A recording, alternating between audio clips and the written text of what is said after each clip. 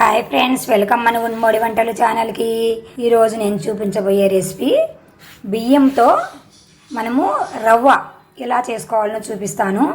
ఇది చాలామందికి చాలా ఇష్టపడతారు. మన ఆంధ్రాలో బియ్యం నూక ఉప్మా అంటే చాలా ఇష్టము.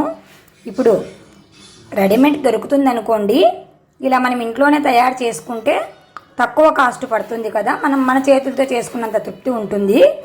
ఈ బియ్యాన్ని మనము 2 మార్లు బాగా కడిగి దాదాపు 2 లేదా 3 గంటల వరకు నానబెట్టేసి నీళ్ళన్నీ వంపేసి ఆరబెట్టిన బియ్యం అన్నమాట. ఇవి బాగా ఆరనిచ్చాక మిక్సీ జార్లో వేసుకొని నేను రవ్వ పట్టుకోవాలనుకుంటున్నాను. మామూలుగా ముందు కాలంలో అయితే ఇసురాయిలో వేసి ఇసిరేవాళ్ళు. కొన్ని ఊర్లలో తిరగలి అంటారు, కొన్ని ఊర్లలో ఇసురాయి అంటారు.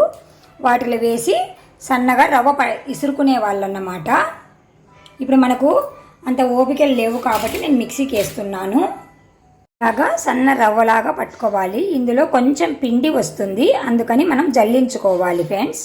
ఇలా జల్లెడలు వేసి జల్లించుకుంటే పిండి కిందికి దిగిపోతుంది, రవ్వ పైన ఉంటుంది. చాలా సింపుల్గా చాలా ఈజీగా మనం బియ్యం రవ్వను చేసుకున్నాం ఫ్రెండ్స్.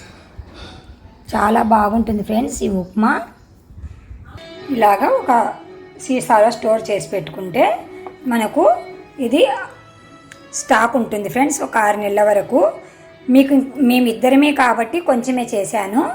మీరు ఇంకా ఎక్కువ జనాలు ఉన్నారు అంటే ఎక్కువ చేసుకుంటే జస్ట్ మనం ఒక పెన్నం పెట్టుకొని పెన్నం మీద లైట్గా వేడి చేసుకొని రవ్వను స్టాక్ పెట్టుకుంటే 1 ఇయర్ వరకు స్టాక్ ఉంటుంది ఫ్రెండ్స్. ఈ బియ్యం రవ్వ ఉప్మా చాలా టేస్టీగా ఉంటుంది ఫ్రెండ్స్. మీరు కూడా ఈ బియ్యం రవ్వను తయారు చేసుకొని మీకు ఎలా వచ్చిందో మాకు కామెంట్ రూపంలో తెలియచేయండి ఫ్రెండ్స్. Bye bye friends.